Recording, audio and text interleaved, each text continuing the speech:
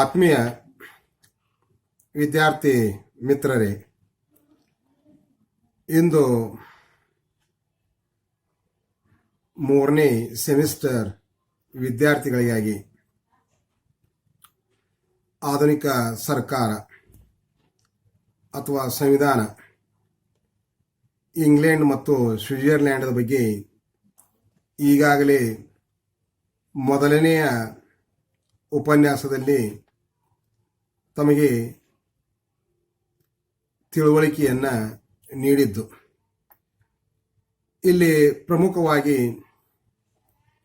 ಈ ಇಂಗ್ಲೆಂಡ್ ಸಂವಿಧಾನದ ಲಕ್ಷಣಗಳು, silent features of British constitution ಅಂತ. ಈ ಬ್ರಿಟಿಷ್ ಕಾನ್ಸ್ಟಿಟ್ಯೂಷನ್ ಒಳಗೆ ನಾವು ಲಕ್ಷಣಗಳನ್ನು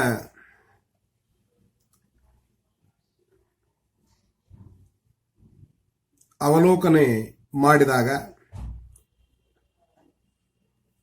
ಪ್ರತಿಯೊಂದು ಸಂವಿಧಾನವೂ ಕೂಡ ತನ್ನದೇ ಆದಂಥ ಲಕ್ಷಣಗಳನ್ನು ಹೊಂದಿದ್ದು. ಜಗತ್ತಿನ ಅದು ಲಿಖಿತ ಆಗಿರ್ಬೋದು, ಅಲಿಖಿತ ಸಂವಿಧಾನ ಆಗಿರ್ಬೋದು, ಅಲ್ಲಿ ಲಕ್ಷಣಗಳ ನಾವು ಅಧ್ಯಯನವನ್ನು ಮಾಡ್ತೀವಿ. ಬ್ರಿಟಿಷ್ ಸಂವಿಧಾನಕ್ಕೆ ತನ್ನದೇ ಆದಂಥ ಒಂದು ಇತಿಹಾಸ ಉಂಟು. ಅಲ್ಲಿ ಅಲಿಖಿತ ಸಂವಿಧಾನ ಆದರೂ ಕೂಡ ಬಹಳಷ್ಟು ಪ್ರಾಮುಖ್ಯವಾಗಿ ತನ್ನದೇ ಆದಂಥ ಲಕ್ಷಣಗಳನ್ನು ಈ ಇಂಗ್ಲೆಂಡ್ ಸಂವಿಧಾನ ಅಥವಾ ಬ್ರಿಟಿಷ್ ಸಂವಿಧಾನ ಹೊಂದಿದ್ದು. ಮೊದಲನೇದು ನಾವು ಲಕ್ಷಣಗಳನ್ನು ಗಮನದಲ್ಲಿ ತೆಗೆದುಕೊಂಡಾಗ ಅನ್ರಿಟನ್ ಕಾನ್ಸ್ಟಿಟ್ಯೂಷನ್, ಅಲಿಖಿತ ಸಂವಿಧಾನ ಅಂತ ನಾವು ಇಲ್ಲಿ ಕರಿತೀವಿ. ವಿಕಾಸ ಹೊಂದಿದಂಥ ಸಂವಿಧಾನ.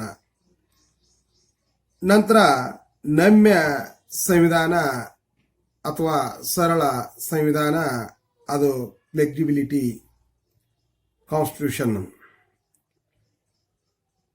ನಂತರ ಯುನಿಟರಿ ಕಾನ್ಸ್ಟಿಟ್ಯೂಷನ್, ಏಕಾತ್ಮಕ ಸರ್ಕಾರ ನಾವು ನೋಡ್ತೀವಿ. ಬೈ ಕ್ಯಾಮರಲಿಸಮ್, ದ್ವಿಪಕ್ಷ ಪದ್ಧತಿಯನ್ನ ನೋಡ್ತೀವಿ. ಸುಪ್ರಿಮಸಿ ಆಫ್ ಪಾರ್ಲಿಮೆಂಟ್ ಅಂತ ಸಂಸತ್ತಿನ ಪರಮಾಧಿಕಾರವನ್ನ, ಕಲೆಕ್ಟಿವ್ ರೆಸ್ಪಾನ್ಸಿಬಿಲಿಟಿ ಸಾಮೂಹಿಕ ಜವಾಬ್ದಾರಿ, ರೂಲ್ ಆಫ್ ಲಾ ಕಾನೂನಿನ ಆಳ್ವಿಕೆ, ಫಂಡಮೆಂಟಲ್ ರೈಟ್ಸ್ ಮೂಲಭೂತ ಹಕ್ಕುಗಳು, ಚೆಕ್ಸ್ ಅಂಡ್ ಬ್ಯಾಲೆನ್ಸ್ ಸಮತೋಲನ ತತ್ವವನ್ನು ಒಳಗೊಂಡಿದ್ದು. ಬ್ಲೆಂಡೆಡ್ ಕಾನ್ಸ್ಟಿಟ್ಯೂಷನ್ ಅಂದ್ರೆ ಸಂಯೋಜನ ಅಂದ್ರೆ ಬೆರೆಕೆ ಸಂವಿಧಾನ ಅಂತ. ಕನ್ಸರ್ವೇಷನ್ನೆಸ್, ನಾವು ಸಂಪ್ರದಾಯಗಳನ್ನು ಮತ್ತು ಇಂಡಿಪೆಂಡೆನ್ಸ್ ಜುಡಿಷರಿ, ಸ್ವತಂತ್ರ ನ್ಯಾಯಾಂಗ ವ್ಯವಸ್ಥೆಯನ್ನ ಈ ಇಂಗ್ಲೆಂಡ್ ಸಂವಿಧಾನದ ಲಕ್ಷಣಗಳಲ್ಲಿ ನಾವು ನೋಡೋದು. ಮೊದಲನೇದು ವಿಕಾಸ ಹೊಂದಿದಂಥ ಸಂವಿಧಾನ. ಈ ವಿಕಾಸ ಹೊಂದಿದಂಥ ಸಂವಿಧಾನ ಯಾವ ರೀತಿ ಅದು ವಿಕಾಸವನ್ನ ಹೊಂತು ಅಂದಾಗ, ಬ್ರಿಟಿಷ್ ಸಂವಿಧಾನ ಅದು ವಿಕಸಿತ ಸ್ವರೂಪದ್ದಾಗಿ ಅದು ಕಾಲ ಕಾಲಕ್ಕೆ ವಿಕಾಸವನ್ನ ಹೊಂದುತ್ತಾ ಬಂದಿತ್ತು. ಅದನ್ನ ಒಂದು ನಿರ್ದಿಷ್ಟ ಕಾಲದಲ್ಲಿ ಒಂದು ಪುಸ್ತಕ ರೂಪದಲ್ಲಿ ರಚಿಸಿಲ್ಲ. ಒಂದು ಜೀವಿಯಂತೆ ಅದು ಕಾಲ ಕಾಲಕ್ಕೆ ಬೆಳೆಯುತ್ತಾ ಬಂದಿದ್ದು. ಬ್ರಿಟಿಷ್ ಸಂವಿಧಾನ ಯಾವುದೇ ಒಂದು ನಿರ್ದಿಷ್ಟ ಕಾಲದಲ್ಲಿ ತೀವ್ರ ಬದಲಾವಣೆಗೆ ಒಳಪಟ್ಟಿಲ್ಲ. ಯಾವುದೇ ಬದಲಾವಣೆಗಳಾದರೂ ಅವಶ್ಯಕತೆಗೆ ತಕ್ಕಂತೆ ಸಾವಕಾಶವಾಗಿ ಹಾಗೂ ಶಾಂತಯುತವಾಗಿ ಆಗಿದ್ದು ನಾವು ನೋಡ್ತೀವಿ. ಈ ಬ್ರಿಟಿಷ್ ಸಂವಿಧಾನ ಉತ್ಕ್ರಾಂತಿ ಪರವಾದದ್ದು, ವಿಕಸನಶೀಲವಾದಂಥ ಸಂವಿಧಾನ. ಅದಕ್ಕೆ ಶತಮಾನಗಳ ಇತಿಹಾಸ ಉಂಟು ಅಂತ ನಾವು ವಿಕಾಸ ಹೊಂದಿದಂಥ ಸಂವಿಧಾನ, ಇನ್ನೂ ಅಭಿವೃದ್ಧಿ ಹೊಂದುವಂಥ ಸಂವಿಧಾನ ಇಂಗ್ಲೆಂಡ್ ಸಂವಿಧಾನ. ಇಂಗ್ಲೆಂಡ್ ಸಂವಿಧಾನದ ಎರಡನೇ ಲಕ್ಷಣ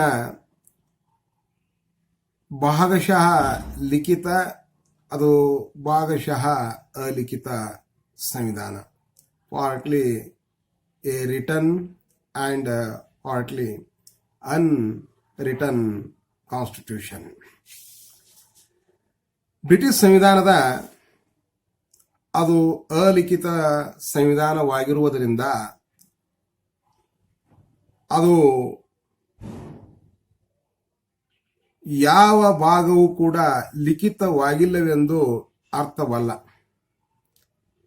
ಬ್ರಿಟಿಷ್ ಸಂವಿಧಾನದಲ್ಲಿ ಹಲವಾರು ಲಿಖಿತ ಭಾಗಗಳು ಉಂಟು. ಉದಾಹರಣೆ, ಮ್ಯಾಗ್ನಾ ಕಾರ್ಟಾ ಆಗಿರ್ಬೋದು, ಬಿಲ್ ಆಫ್ ರೈಟ್ಸ್ ಆಗಿರ್ಬೋದು, ಸುಧಾರಣಾ ಕಾನೂನುಗಳಾಗಿರ್ಬೋದು, ಪಾರ್ಲಿಮೆಂಟ್ ಆ್ಯಕ್ಟ್ ಆಗಿರ್ಬೋದು, ಇವು ಲಿಖಿತವಾಗಿ ಇದ್ದಿದ್ದು ನಮ್ಗೆ ಗೊತ್ತಾಗ್ತದೆ. ಇಲ್ಲಿ ಅರಸೊತ್ತಿಗೆ ಆಗಲಿ, ಸಂಸತ್ತಾಗಲಿ, ಕ್ಯಾಬಿನೆಟ್ ಆಗಲಿ, ಮಂತ್ರಿ ಮಂಡಳ ಆಗಲಿ, ಹೌಸ್ ಆಫ್ ಕಾಮನ್ಸ್ ಸಭಾಪತಿ ಆಗಲಿ, ಅವನ ಸ್ಥಾನಮಾನ ಈ ಮುಂತಾದವುಗಳು ಕೂಡ ಬಹಳಷ್ಟು ಪರಂಪರೆಗಳು ಹಾಗೂ ಸಂಪ್ರದಾಯಗಳನ್ನು ಹೊಂದಿದ್ದು ನಾವಿಲ್ಲಿ ನೋಡ್ತೀವಿ. ಇನ್ನೊಂದು ಸಂವಿಧಾನದ ಲಕ್ಷಣ ಫ್ಲೆಕ್ಸಿಬಲ್ ಕಾನ್ಸ್ಟಿಟ್ಯೂಷನ್. ಅದು ಸರಳ ಅಥವಾ ನಮ್ಯ ಸಂವಿಧಾನ ಅಂತ ನಾವಿಲ್ಲಿ ಕರಿತೀವಿ. ಬ್ರಿಟಿಷ್ ಸಂವಿಧಾನ ಅಲಿಖಿತವಾಗಿರುವುದರಿಂದ ಸುಲಭವಾಗಿ ತಿದ್ದುಪಡಿ ಮಾಡಬಹುದಾಗಿದೆ. ಸಂವಿಧಾನ ತಿದ್ದುಪಡಿ ಮಾಡಲು ಯಾವ ನಿರ್ದಿಷ್ಟ ವಿಧಾನಗಳನ್ನು ಕೂಡ ಅನುಸರಿಸಬೇಕಾಗಿಲ್ಲ. ಪಾರ್ಲಿಮೆಂಟ್ ಸಾಮಾನ್ಯ ಕಾಯ್ದೆಗಳನ್ನು ತಿದ್ದುಪಡಿ ಮಾಡುವಂತೆ ಸಂವಿಧಾನವೂ ಕೂಡ ಸಹ ತಿದ್ದುಪಡಿ ಮಾಡಬಹುದು. ಈ ಬ್ರಿಟನ್ನಲ್ಲಿ ಸಂವಿಧಾನಾತ್ಮಕ ಕಾನೂನು ಹಾಗೂ ಸಾಮಾನ್ಯ ಕಾನೂನುಗಳ ಮಧ್ಯೆ ಯಾವ ವ್ಯತ್ಯಾಸವೂ ಕೂಡ ಇಲ್ಲ. ನಂತರ ನಾಲ್ಕನೇದ್ದು ಏಕಾತ್ಮಕ ಸಂವಿಧಾನ ಅಂತ ನಾವು, ಯುನಿಟರಿ ಕಾನ್ಸ್ಟಿಟ್ಯೂಷನ್ ಅಂತ ನಾವು ಏನು, ಈ ಬ್ರಿಟಿಷ್ ಸಂವಿಧಾನ ಏಕಾತ್ಮಕ ಸರ್ಕಾರವಾಗಿ ಸ್ಥಾಪಿಸಲ್ಪಟ್ಟು ಬ್ರಿಟನ್ನಲ್ಲಿ ಇಡೀ ರಾಷ್ಟ್ರದ ಆಡಳಿತವನ್ನು ನಡೆಸಲು ಒಂದೇ ಸರ್ಕಾರವಿದ್ದು, ಆಡಳಿತ ಎಲ್ಲವೂ ಕೂಡ ಒಂದೇ ಸರ್ಕಾರದಲ್ಲಿ ಕೇಂದ್ರೀಕೃತವಾಗಿದ್ದು ನಾವು ನೋಡ್ತೀವಿ. ಬ್ರಿಟನ್ದ ಆಡಳಿತದ ಅನುಕೂಲಕ್ಕಾಗಿ ಸ್ಥಳೀಯ ಹಾಗೂ ಪ್ರಾದೇಶಿಕ ಸರ್ಕಾರಗಳು ಉಂಟು, ಆದರೆ ಅವುಗಳಿಗೆ ಸಂವಿಧಾನಾತ್ಮಕ ಪ್ರತ್ಯೇಕತೆ ಅಧಿಕಾರ ಇಲ್ಲ. ನಮ್ಮ ಭಾರತದಲ್ಲಿ 3 ಟೈರ್ ಸಿಸ್ಟಮ್ ಗೌರ್ಮೆಂಟ್ ಅಂತ ನಾವು ಹೇಳ್ತೀವಿ. Central government, state government and local government ಅಂತ. ಅಲ್ಲಿ local government and central government ಅಲ್ಲಿ ಅಧಿಕಾರ ವಿಕೇಂದ್ರೀಕರಣ ಮಾಡಿಕೊಂಡ್ರೂ ಕೂಡ ಅಲ್ಲಿ ಕೇಂದ್ರ ಸರ್ಕಾರ, ಏಕಾತ್ಮಕ ಸರ್ಕಾರ ಅಂತ ನಾವೇನ್ತೀವಲ್ಲ, ಈ ಕೇಂದ್ರ ಸರ್ಕಾರ ಅಲ್ಲಿ ಆಡಳಿತವನ್ನು ನಿರ್ವಹಿಸಿಕೊಂಡು ಹೋಗೋದು. ಬ್ರಿಟನ್ನದ ರಾಜ್ಯಾಧಿಕಾರವನ್ನು ಕೇಂದ್ರ ಸರ್ಕಾರ ಚಲಾಯಿಸ್ತೈತಿ. ಇದು ನಮ್ಮ ಬ್ರಿಟಿಷ್ ಸಂವಿಧಾನದ ಈ ಏಕಾತ್ಮಕ ಅಧಿಕಾರವನ್ನು ಹೊಂದಿದ್ದು ನಾವು ಇಲ್ಲಿ ನೋಡ್ತೀವಿ. ಸಂಸದೀಯ ಮಾದರಿಯ ಸರ್ಕಾರ ಅದೊಂದು ಮತ್ತೊಂದು ಪ್ರಮುಖವಾದಂಥ ಲಕ್ಷಣ. ಈ ಬ್ರಿಟನ್ ಸಂಸದೀಯ ಪ್ರಜಾಪ್ರಭುತ್ವದ ತವರು ಮನಿ ಎಂದೇ ನಾವು ಕರೆಯಬಹುದು. ಈ ಪದ್ಧತಿಯಲ್ಲಿ ಶಾಸಕಾಂಗ ಮತ್ತು ಕಾರ್ಯಾಂಗಗಳ ನಡುವೆ ನಿಕಟವಾದಂಥ ಸಂಬಂಧ ಉಂಟು. ಈ ವ್ಯವಸ್ಥೆಯಲ್ಲಿ ಕಾರ್ಯಾಂಗ ಶಾಸಕಾಂಗದಿಂದ ರಚಿಸಲ್ಪಟ್ಟಂತ ಅಧಿಕಾರವನ್ನು ಶಾಸಕಾಂಗಕ್ಕೆ ಜವಾಬ್ದಾರಿಯಾಗಿ ಕಾರ್ಯವನ್ನ ನಿರ್ವಹಿಸುತ್ತದೆ. ಇಲ್ಲಿ ಎರಡೂ ತೆರನಾದ ಕಾರ್ಯಾಂಗಗಳು ಕೂಡ, ಒಂದು ನಾಮಮಾತ್ರ ಕಾರ್ಯಾಂಗ, ಇನ್ನೊಂದು ನೈಜ ಕಾರ್ಯಾಂಗ. ಅಲ್ಲಿಯ ಪ್ರಧಾನ ಮಂತ್ರಿ ಅಲ್ಲಿ ನೈಜ ಅಧಿಕಾರವನ್ನ ಹೊಂದಿದರೆ, ನಂತರ ಈ ಅರಸು ಏನಲ್ಲ ನಾಮ ಮಾತ್ರ ಅಧಿಕಾರವನ್ನ ಪಡೆದುಕೊಂಡು ಹೋಗೋದು ನಾವಿಲ್ಲಿ ನೋಡ್ತೀವಿ. ಪ್ರಧಾನಮಂತ್ರಿಯ ದುರ್ನೇತೃತ್ವದಲ್ಲಿ ಮಂತ್ರಿಮಂಡಲ ನಿಜವಾದ ಕಾರ್ಯವನ್ನ ನಿರ್ವಹಿಸೋದು ನಾವು ಇಂಗ್ಲೆಂಡ್ ಸಂವಿಧಾನದ ಲಕ್ಷಣದಲ್ಲಿ ನಾವು ನೋಡ್ತೀವಿ. ಸುಪ್ರೀಮಸಿ ಆಫ್ ಪಾರ್ಲಿಮೆಂಟ್ ಮತ್ತೊಂದು ಲಕ್ಷಣ. ಯಾವಾಗಲೂ ಕೂಡ ಸಾರ್ವಭೌಮತ್ವದ ಅಧಿಕಾರವನ್ನ ಇಲ್ಲಿ ಪಡೆದಿದ್ದು ನಾವು ನೋಡ್ತೀವಿ. ಪಾರ್ಲಿಮೆಂಟ್ ಅಂದರೆ House of Commons, House of Lords ಮತ್ತು ರಾಜ ಅಥವಾ ರಾಣಿ. ಪಾರ್ಲಿಮೆಂಟಿನ ಸಾರ್ವಭೌಮತ್ವವೆಂದರೆ ಈ ಮೂರೂ ಸಂಸ್ಥೆಗಳು ಕೂಡಿ ಯಾವುದೇ ಕಾಯ್ದೆಯನ್ನ ಮಾಡಬಹುದು ಅಥವಾ ಜಾರಿಯಲ್ಲಿದ್ದ ಕಾನೂನನ್ನು ರದ್ದುಗೊಳಿಸಬಹುದು, ಇಲ್ಲವೇ ಅವುಗಳನ್ನ ತಿದ್ದುಪಡಿ ಮಾಡುವಂತ ಅಧಿಕಾರ ಈ ಪಾರ್ಲಿಮೆಂಟಿನಿಗೆ ಈ ಸಾರ್ವಭೌಮತ್ವ ಅಧಿಕಾರ ಇದ್ದಿದ್ದು ನಾವಿಲ್ಲಿ ನೋಡ್ತೇವೆ. ಈ ಬ್ರಿಟಿಷ್ ಪಾರ್ಲಿಮೆಂಟ್ ಅಂದ್ರ ಸಂಸತ್ತು ಮಾಡದೇ ಇರುವಂತ ಯಾವುದೇ ಕಾನೂನು ಇಲ್ಲ. ಅದನ್ನೇ ಒಂದು ರೀತಿಯಿಂದ ನಾವು ಹೇಳುವುದಾದರೆ ಸ್ತ್ರೀಯನ್ನು ಪುರುಷನನ್ನು ಸ್ತ್ರೀಯನ್ನಾಗಿ ಪರಿವರ್ತಿಸುವುದನ್ನು ಹೊರತುಪಡಿಸಿದರೆ ಉಳಿದೆಲ್ಲವುಗಳನ್ನು ಕೂಡ ಕಾನೂನು ಇವತ್ತ ತಮ್ಮ ಅಧಿಕಾರವನ್ನ ನಿರರ್ಗಳವಾಗಿ ತನ್ನ ಅಧಿಕಾರವನ್ನ ಚಲಾಯಿಸ್ತದ. ಅದು ಪಾರ್ಲಿಮೆಂಟಿನ ಸಂಸತ್ತು ಅಂತ. ಇನ್ನೊಂದು ಲಕ್ಷಣ ಮಿತವುಳ್ಳ ಮತ್ತು ನಿಯಂತ್ರಿತ ಅರಸೊತ್ತಿಗೆ, ಲಿಮಿಟೆಡ್ ಮೊನಾರ್ಕಿ. ಈ ಅರಸೊತ್ತಿಗೆಯಿಂದ ಪ್ರಜಾಪ್ರಭುತ್ವ ಅಂತ ನಾವು ಮೇಲಿಂದ ಮೇಲೆ ಹೇಳ್ತೀವಿ. ಇವತ್ತು ನಮ್ಮ ರಾಜ್ಯಶಾಸ್ತ್ರದ ಪಿತಾಮಹ ಅರಿಸ್ಟಾಟಲ್ನು ಕೂಡ ಸಂವಿಧಾನವನ್ನ ವರ್ಗೀಕರಿಸಿದ್ದು ನಾವು ನೋಡ್ತೀವಿ. ಸೈದ್ಧಾಂತಿಕವಾಗಿ ನಾವು ಬ್ರಿಟಿಷ್ ಸರ್ಕಾರ ನಿರಂಕುಶ ಅರಸೊತ್ತಿಗೆಯಾಗಿರದೆ ಕ್ರಮೇಣವಾಗಿ ಅರಸನ ಅಧಿಕಾರಗಳು ಮಂತ್ರಿಮಂಡಲಕ್ಕೆ ಹಸ್ತಾಂತರಗೊಳ್ಳುತ್ತಾ ಬಂದಿರುವುದರಿಂದ ಮಿತಿಯುಳ್ಳ ಅರಸೊತ್ತಿಗೆಯಾಗಿ ಪರಿವರ್ತನೆಯಾಗಿದ್ದು, ಪ್ರಸ್ತುತ ಅದು ಮಿತಿಯುಳ್ಳ ಅರಸೊತ್ತಿಗೆ ಆಗಿದೆ. ಮಂತ್ರಿಮಂಡಲ ಸಹಿ ಇಲ್ಲದೆ ರಾಜ ಅಥವಾ ರಾಣಿ ಯಾವ ಆಜ್ಞೆಯೂ ಕೂಡ ಕಾನೂನು ಬದ್ಧರಾಗಿರುವುದಿಲ್ಲ. ಅರಸು ಮಂತ್ರಿಮಂಡಲದ ಸಲಹೆ ಹಾಗೂ ಉಪದೇಶವಿಲ್ಲದೆ ಯಾವ ಕ್ರಮವನ್ನು ತೆಗೆದುಕೊಳ್ಳಲಾರ. ಇಲ್ಲಿ ನಾವು ಮಿತಿಯುಳ್ಳಂತ ಅಥವಾ ನಿಯಂತ್ರಿತ ಅರಸೊತ್ತಿಗೆ ಅಂದ್ರೆ ಇಲ್ಲಿ ಒಂದು ಅರಸೊತ್ತಿಗೆ ಲಿಮಿಟೇಷನ್ ಹಾಕುವಂತ ಅದನ್ನ ನಿಯಂತ್ರಣದಲ್ಲಿ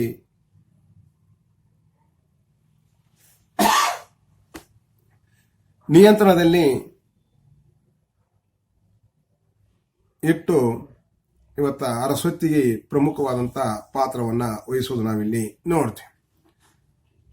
ತತ್ವ ಮತ್ತು ಆಚರಣೆಯಲ್ಲಿ ವ್ಯತ್ಯಾಸ, difference between theory and practice, ಇದೊಂದು ಲಕ್ಷಣವೂ ಕೂಡ ಹೌದು. ಈ ತತ್ವ ಮತ್ತು ಆಚರಣೆಗಳಲ್ಲಿ ಬಹಳಷ್ಟು ವ್ಯತ್ಯಾಸ. ಸಂವಿಧಾನದಲ್ಲಿ ಇರುವುದು ಒಂದು, ಆಚರಣೆಯಲ್ಲಿ ಇರುವುದು ಬೇರೊಂದು. ಇತರ ದೇಶಗಳಲ್ಲಿ ಸಂವಿಧಾನಾತ್ಮಕವಾದಂತಹ ಅಂಶಗಳು ಬಹುತೇಕ ಆಚರಣೆಯಲ್ಲಿ ಇರುತ್ತವೆ. ಆದರೆ ಬ್ರಿಟನ್ನಲ್ಲಿ ತತ್ವವು ವ್ಯವಹಾರಕ್ಕೆ ಅಧೀನವಾಗಿದೆ ಎನ್ನಬಹುದು. ಬ್ರಿಟಿಷ್ ಜನರು ತಮ್ಮ ಹಳೆಯ ಸಂಪ್ರದಾಯಗಳು ಮತ್ತು ಸಂಸ್ಥೆಗಳ ಬಗ್ಗೆ ಅಪಾರವಾದಂಥ ನಂಬಿಕೆ, ಪ್ರೀತಿಯನ್ನ ಹೊಂದಿರುವುದು ಭಾಗಶಃ ನಾವು ಅರ್ಥ ಮಾಡಿಕೊಂಡ ಹಾಗೆ. ಈ ಕಾರಣಕ್ಕಾಗಿ ತತ್ವ ಮತ್ತು ವ್ಯವಹಾರಗಳಲ್ಲಿ ಬಹಳಷ್ಟು ವ್ಯತ್ಯಾಸ ಇರುವುದನ್ನು ನಾವಿಲ್ಲಿ ನೋಡ್ತೀವಿ. ಮತ್ತೊಂದು ಕಾನೂನಿನ ಆಳ್ವಿಕೆ, ರೂಲ್ ಆಫ್ ಲಾ.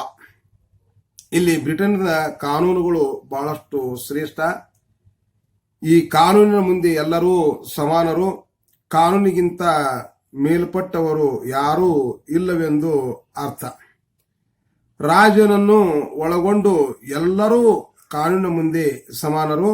ಕಾನೂನು ಶ್ರೇಷ್ಠ, ಸರ್ವ ವ್ಯಾಪಕ ಹಾಗೂ ಸಾರ್ವತ್ರಿಕವಾಗಿದೆ. ಕಾನೂನು ಪ್ರಕಾರ ಅಪರಾಧಿ ಎಂದು ನಿರ್ಧಾರವಾಗದೆ ಯಾವ ವ್ಯಕ್ತಿಯನ್ನು ಶಿಕ್ಷಿಸುವಂತಿಲ್ಲ. ಕಾಯ್ದೆಯ ಪ್ರಕಾರ ಅಧಿಕಾರವಿಲ್ಲದ ವ್ಯಕ್ತಿಯಾಗಲಿ ಸಂಸ್ಥೆಯಾಗಲಿ ಅಧಿಕಾರ ಚಲಾಯಿಸಲು ಅವಕಾಶ ಇಲ್ಲ ಅನ್ನೋದು ಈ ಕಾನೂನಿನ ಆಳ್ವಿಕೆಯಲ್ಲಿ ನಾವು ಅಧ್ಯಯನವನ್ನ ಮಾಡೋದು. ಅರಸೊತ್ತಿಗೆ ಶ್ರೀಮಂತ ಸರ್ಕಾರ ಮತ್ತು ಪ್ರಜಾಪ್ರಭುತ್ವ ಸಂಯೋಜನೆ. ಈ blended of monarchy, aristocracy and democracy. ಈ ಬ್ರಿಟಿಷ್ ಸಂವಿಧಾನ 3 ಸರ್ಕಾರಗಳ ಸೌಹಾರ್ದಯುತವಾದಂಥ ಸಂಯೋಜನೆಯನ್ನ ಒಳಗೊಂಡಿತ್ತು. ಈ ಅರಸೊತ್ತಿಗೆಯಿಂದ ಅರಸೊತ್ತಿಗೆ ಒಬ್ಬವನ ಆಳ್ಕೆ ಆದ್ರ, ಈ ಶ್ರೀಮಂತರ ಆಡಳಿತ ಕೆಲವೇ ಜನರ ಆಡಳಿತವಾದ್ರ, ಈ ಪ್ರಜಾಪ್ರಭುತ್ವ ಸರ್ಕಾರ ಎಲ್ಲರನ್ನ ಒಳಗೊಂಡದ್ದು. ಈ ಬ್ರಿಟಿಷ್ ಅರಸನ ಆನುವಂಶಿಕ ಅರಸೊತ್ತಿಗೆ ಪ್ರತಿನಿಧಿಯಾಗಿದ್ದರೆ ಹೌಸ್ ಆಫ್ ಲಾರ್ಡದ ಸದಸ್ಯರು ಶ್ರೀಮಂತ ಪ್ರಭುತ್ವದ ಪ್ರತಿನಿಧಿಯಾಗಿರುತ್ತಾರೆ. ಹೌಸ್ ಆಫ್ ಕಾಮನ್ಸ್ ಜನತಾ ಪ್ರತಿನಿಧಿಯಾಗಿರುತ್ತಾರೆ. ಹೀಗೆ ಬ್ರಿಟನ್ನಲ್ಲಿ 3 ತೆರನಾದ ಸರ್ಕಾರಗಳ ಸಮನ್ವಯತೆಯನ್ನು ನಾವಿಲ್ಲಿ ಕಾಣುತ್ತೇವೆ. ಇಲ್ಲಿ ಅರಸೊತ್ತಿಗೆಯಿಂದ ಪ್ರಜಾಪ್ರಭುತ್ವ ಅಂತ ನಾವು ಚರ್ಚೆಯನ್ನ ಮಾಡಿದಾಗ ಈ ಹೌಸ್ ಆಫ್ ಕಾಮನ್ಸ್ ಮತ್ತು ಹೌಸ್ ಆಫ್ ಲಾರ್ಡ್ ಅದು ಶ್ರೀಮಂತರ ಪ್ರಭುತ್ವ ಆದ್ರ, ಹೌಸ್ ಆಫ್ ಕಾಮನ್ಸ್ ಜನತಾ ಪ್ರತಿನಿಧಿಗಳು. ಇಲ್ಲಿ ಲೋಕಸಭಾ ಮತ್ತು ರಾಜ್ಯಸಭಾ ಅಂತ ನಮ್ಮ ಭಾರತದಲ್ಲಿ ನಮ್ಮ ಸಂಸತ್ತಿನ ಈ ಲೋಕಸಭೆ ಜನಪ್ರತಿನಿಧಿಗಳಿಂದ ಆಯ್ಕೆಯಾದ್ರ, ರಾಜ್ಯಸಭಾ ಸದಸ್ಯರು ಇವತ್ತ ವಿಧಾನಸಭೆ ಮತ್ತು ಕೆಲವು ಜನರು ರಾಷ್ಟ್ರಪತಿಯಿಂದ ನಾಮಕರಣಗೊಳ್ಳೋದು ನಾವಿಲ್ಲಿ ನೋಡ್ತೀವಿ. ಸಂಪ್ರದಾಯಗಳು ಬಹಳಷ್ಟು ಇಲ್ಲಿ ಪ್ರಮುಖವಾಗಿ ನಾವು ನೋಡ್ತೀವಿ. ಬ್ರಿಟಿಷ್ ಸಂವಿಧಾನ ಸಂಸದೀಯ ಪದ್ಧತಿಯನ್ನ ಒಳಗೊಂಡು ಸಂಪ್ರದಾಯಗಳ ಆಧಾರದ ಮೇಲೆ ನಡೆಯುತ್ತದೆ. ಈ ಸಂಪ್ರದಾಯಗಳನ್ನು ಅಧ್ಯಯನ ಮಾಡದೆ ಬ್ರಿಟಿಷ್ ಸಂವಿಧಾನ ಅಧ್ಯಯನ ನೈಜವಾಗಲಾರದು. ಬ್ರಿಟಿಷ್ ಆಡಳಿತ ಪದ್ಧತಿಯ ರಚನೆಗೆ ಆಧಾರವಾಗಿರುವಂತಹ ರೂಢಿ ಮತ್ತು ಪೂರ್ವಾಚಾರಗಳನ್ನು ಸಂವಿಧಾನದ ಸಂಪ್ರದಾಯಗಳೆಂದೇ ಕರೆಯಲಾಗುತ್ತದೆ. ಅಲ್ಲಿ ಸರ್ಕಾರ ನಡೆಸುತ್ತಿರುವುದು ಸಂಪ್ರದಾಯಗಳ ಮೂಲಕವೇ. ಸಂಪ್ರದಾಯಗಳನ್ನು ಬ್ರಿಟಿಷ್ ಸಂವಿಧಾನದ ಹೃದಯವೆಂದು ನಾವಿಲ್ಲಿ ಪರಿಗಣಿಸ್ತೇವೆ. ಇನ್ನೊಂದು ದ್ವಿಪಕ್ಷ ಪದ್ಧತಿ, ಬೈಕ್ಯಾಮರಲ್ ನಿಜಂ. ಈ ದ್ವಿಪಕ್ಷ ಪದ್ಧತಿ ಬ್ರಿಟಿಷ್ ರಾಜಕೀಯ ವ್ಯವಸ್ಥೆಯ ಒಂದು ಪ್ರಮುಖವಾದಂಥ ಲಕ್ಷಣ. ಸಂಸದೀಯ ಸರ್ಕಾರವು ದ್ವಿಪಕ್ಷ ಪದ್ಧತಿಯಿಂದ ಮಾತ್ರ ಉತ್ತಮ ರೀತಿಯಿಂದ ಕಾರ್ಯ ನಿರ್ವಹಿಸಬಲ್ಲದು ಅಂತ. ಬ್ರಿಟನ್ನಲ್ಲಿ ದ್ವಿಪಕ್ಷ ಪದ್ಧತಿಯ ಅತ್ಯುತ್ತಮ ಉದಾಹರಣೆಯಾಗಿದೆ. ಇಲ್ಲಿ ಬಹುಪಕ್ಷ ಪದ್ಧತಿಗೆ ಅವಕಾಶವಿದ್ದರೂ ಕೂಡ ಜನರು ದ್ವಿಪಕ್ಷೀಯ ಪದ್ಧತಿಯನ್ನೇ ಬೆಂಬಲಿಸುತ್ತಾ ಬಂದಿದ್ದಾರೆ. 17ನೇ ಶತಮಾನದಲ್ಲಿ ಉಗಮವಾದಂಥ ಈ ದ್ವಿಪಕ್ಷ ಪದ್ಧತಿ ಬ್ರಿಟನ್ನಲ್ಲಿ ಇಂದಿಗೂ ಅಸ್ತಿತ್ವದಲ್ಲಿದೆ. ಹೌಸ್ ಆಫ್ ಕಾಮನ್ಸ್ ಸಭೆಯಲ್ಲಿ ಬಹುಸಂಖ್ಯಾ ಬಲ ಹೊಂದಿದ ಪಕ್ಷ ಸರ್ಕಾರವನ್ನ ರಚಿಸುತ್ತದೆ. ಅಲ್ಪಸಂಖ್ಯಾಬಲ ಹೊಂದಿದಂತ ಪಕ್ಷ ವಿರೋಧ ಪಕ್ಷವಾಗಿ ಕಾರ್ಯವನ್ನ ನಿರ್ವಹಿಸುವುದು ನಾವು ನೋಡ್ತೀವಿ. ಇನ್ನೊಂದು ಸ್ವತಂತ್ರವಾದಂಥ ನ್ಯಾಯಾಂಗ ವ್ಯವಸ್ಥೆ. ಈ ಬ್ರಿಟಿಷ್ ನ್ಯಾಯಾಧೀಶರು ನಿಷ್ಪಕ್ಷಪಾತವಾಗಿ, ಸ್ವತಂತ್ರವಾಗಿ ಮತ್ತು ಪ್ರಾಮಾಣಿಕತೆಗೆ ಇಡೀ ಜಗತ್ತಿಗೆ ಹೆಸರು ಮಾಡಿದ್ದಾರೆ. ನ್ಯಾಯಾಂಗ ಕುರುಡು, ಇದಕ್ಕೆ ಯಾರೂ ಪರಿಚಯವಿಲ್ಲ ಎಂಬ ಮಾತು ಬ್ರಿಟಿಷ್ ಸಂವಿಧಾನದ ದೃಷ್ಟಿಯಲ್ಲಿ ಅದು ಸತ್ಯವಾದದ್ದು. ಬ್ರಿಟಿಷ್ ನ್ಯಾಯಾಂಗ ನಾಗರಿಕ ಹಕ್ಕುಗಳ ರಕ್ಷಕ ಎಂದು ಹೇಳಲಾಗುತ್ತದೆ. ಸಂವಿಧಾನದಲ್ಲಿ ನಾಗರಿಕ ಹಕ್ಕುಗಳ ಬಗೆಗೆ ಬರೆಯದಿದ್ದರೂ ಕೂಡ ಅಲ್ಲಿ ಸಾಮಾನ್ಯ ಕಾನೂನುಗಳ ಮೂಲಕವೇ ಹಕ್ಕುಗಳು ಮತ್ತು ಸ್ವಾತಂತ್ರ್ಯ ನ್ಯಾಯಾಲಯಗಳಿಂದ ರಕ್ಷಿಸಲ್ಪಡುತ್ತವೆ. ಮೂಲಭೂತ ಹಕ್ಕುಗಳಂತೂ ನಾವು ಏನು ಅಂತೀವಲ್ಲ, ಈ ಮೂಲಭೂತ ಹಕ್ಕುಗಳನ್ನು ಕೂಡ ಈ ನ್ಯಾಯಾಂಗ ರಕ್ಷಣೆಯನ್ನ ಮಾಡುತ್ತದೆ ಅಂತ ನಾವಿಲ್ಲಿ ನೋಡ್ತೇವೆ. ಅಧಿಕಾರ ಪ್ರತ್ಯೇಕೀಕರಣ ಹಾಗೂ ನಿಯಂತ್ರಣ ಮತ್ತು ಸಮತೋಲನ ತತ್ವ, separating powers and checks and balance system. ಇಲ್ಲಿ ಬ್ರಿಟಿಷ್ ಸಂವಿಧಾನದಲ್ಲಿ ನಿಯಂತ್ರಣ ಸಮತೋಲನ ಪದ್ಧತಿಯನ್ನ ನಾವಿಲ್ಲಿ ಕಾಣ್ತೀವಿ. ಈ ಬ್ರಿಟಿಷ್ ಪಾರ್ಲಿಮೆಂಟ್ ಕಾಯ್ದೆಗಳನ್ನು ಪಾಸ್ ಮಾಡಬಹುದು, ಆದರೆ ಅರಸನಿಂದ ಸಹಿ ಆಗದ ಹೊರತು ಅವು ಜಾರಿಗೆ ಬರಲಾರವು. ಅಲ್ಲಿ ಶಾಸಕಾಂಗ ಅರಸ ನಿಯಂತ್ರಿಸುತ್ತದೆ, ಅಂದ್ರೆ ಕಾರ್ಯಾಂಗ ನಿಯಂತ್ರಿಸುತ್ತದೆ. ಅದರಂತೆ ರಾಜನು ಹೊರಡಿಸಿದ ಯಾವ ಆಜ್ಞೆಗಳಾಗಲಿ ಅದು ಮಂತ್ರಿಮಂಡಲದಿಂದ ಸಚಿವರಿಂದ ಸಹಿ ಆಗದ ಹೊರತು ಜಾರಿಯಲ್ಲಿ ಬರಲಾರದು. ಈ ಮಂತ್ರಿಮಂಡಲವು ಪಾರ್ಲಿಮೆಂಟ್ಗೆ ಜವಾಬ್ದಾರಿಯಾಗಿರದೆ ಅದನ್ನು ಸಂಸತ್ತು ಅವಿಶ್ವಾಸ ಗೊತ್ತುವಳಿ ಪಾಸು ಮಾಡಿ ಅಧಿಕಾರದಿಂದ ತೆಗೆದುಹಾಕಬಹುದು. ಪ್ರಧಾನಮಂತ್ರಿಯ ಸಲಹೆ ಮೇರೆಗೆ ಅರಸರು ಸಂಸತ್ತನ್ನ ವಿಸರ್ಜಿಸಬೇಕಾಗುತ್ತದೆ. ಸಂಸತ್ತಿನ ಸದಸ್ಯರು ಮಂತ್ರಿಮಂಡಲವನ್ನು ಕಿತ್ತು ಹಾಕಿ ಪ್ರಧಾನಮಂತ್ರಿ ಸಂಸತ್ತಿನ ವಿಸರ್ಜನೆ ಮಾಡಿಸುವುದರ ಮೂಲಕ ಸದಸ್ಯರನ್ನ ಅಲ್ಲಿ ಅನರ್ಹಗೊಳಿಸಲಿಕ್ಕೂ ಅವಕಾಶ ಇದ್ದಿದ್ದು ನಾವು ಇಲ್ಲಿ ನೋಡ್ತೇವೆ. ದ್ವಿಸದನ ಶಾಸಕಾಂಗ. ಈ ಬ್ರಿಟಿಷ್ ಸಂಸತ್ತು ದ್ವಿಸದನಗಳಿಂದ ಕೂಡಿದ್ದು. ಹೌಸ್ ಆಫ್ ಕಾಮನ್ಸ್ ಸದಸ್ಯರು ಜನತೆಯಿಂದ ನೇರವಾಗಿ ಚುನಾಯಿಸಲ್ಪಡುತ್ತಾರೆ. ಹೌಸ್ ಆಫ್ ಲಾರ್ಡ್ ಸದಸ್ಯರು ಆನುವಂಶಿಕವಾಗಿ ಆ ತತ್ವದ ಆಧಾರದ ಮೇಲೆ ಸದಸ್ಯರಾಗುತ್ತಾರೆ. ಕೆಳಮನೆ ಅಂದರೆ ಹೌಸ್ ಆಫ್ ಕಾಮನ್ಸ್ ಅಧಿಕಾರಯುಕ್ತ ಸಭೆಯಾಗಿದ್ದು ಎಲ್ಲ ಹಣಕಾಸಿನ ಹಾಗೂ ಆಡಳಿತಾತ್ಮಕ ಅಧಿಕಾರಗಳನ್ನ ಈ ಸದನ ಹೊಂದಿದ್ದು ನಾವು ಇಲ್ಲಿ ನೋಡ್ತೀವಿ.